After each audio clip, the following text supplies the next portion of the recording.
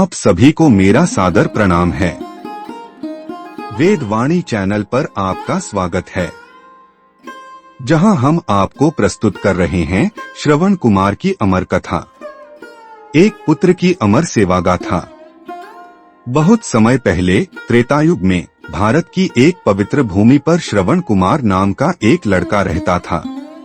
वह अत्यंत गरीब था, लेकिन उसके हृदय में भक्ति, सेवा और त्याग की अमूल्य भावना थी। वह माता पिता का एकमात्र सहारा था। श्रवण के माता पिता नेत्रहीन थे।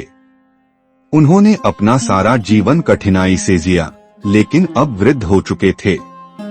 शरीर थक चुका था, आंखें देख नहीं सकती थीं, और मन में केवल एक ही इच्छा बची थी, भगवान के दर्शन और तीर्थ यात्रा। उन्होंने एक दिन धीरे से श्रवण से कहा, बेटा, जीवन के अंतिम समय में हम 4 धाम की यात्रा करना चाहते हैं। अब तुम्हारे सहारे ही यह संभव है। श्रवण ने निसंकोच सिर झुकाकर कहा, माता पिता की सेवा से बढ़कर कोई तप नहीं। मैं आपको ले चलूंगा, चाहे मुझे अपनी जान ही क्यों न लगानी पड़े। उसने अपने हाथों से एक मजबूत कांवड़ बनाई, लकड़ी की मजबूत छड़, दोनों सिरों पर टोकरियां, जिनमें वह अपने माता पिता को बैठाकर यात्रा के लिए निकल पड़ा। नंगे पैर, बिना किसी वाहन के, वो दिन रात चलने लगा। जंगल, नदियां, पहाड़, धूप, बारिश, कुछ भी उसे रोक न सका। हर सुबह उठते ही वह माता पिता के चरण धोता, उन्हें स्नान कराता, भोजन जुटाता और फिर आगे की यात्रा शुरू करता। माता पिता उसकी पीठ पर बैठकर भजन गाते और भगवान को धन्यवाद देते, हे प्रभु, ऐसा पुत्र सबको दो। कई दिनों की कठिन यात्रा के बाद वे सरयू नदी के किनारे पहुंचे। श्रवण अपने माता पिता को एक पेड़ की छांव में बिठाकर पानी भरने चला गया।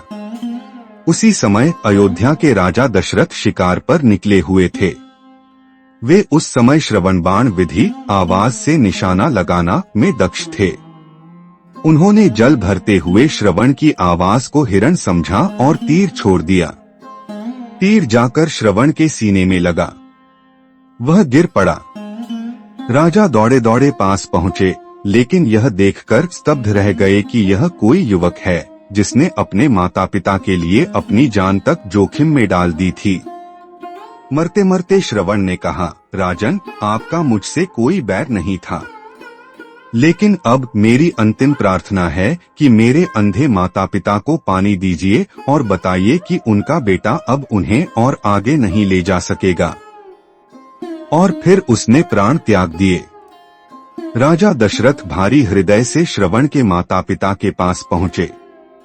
जब उन्होंने सुना कि उनका पुत्र नहीं रहा, तो उन्होंने राजा को श्राप दिया, जैसे आज हम अपने पुत्र के बिना अकेले हो गए हैं, वैसे ही तुम भी एक दिन अपने पुत्र के वियोग में तड़पते हुए मरोगे। यह श्राप सत्य हुआ जब राम को 14 वर्ष का वनवास मिला और राजा दशरथ उनसे वियोग सह न सके।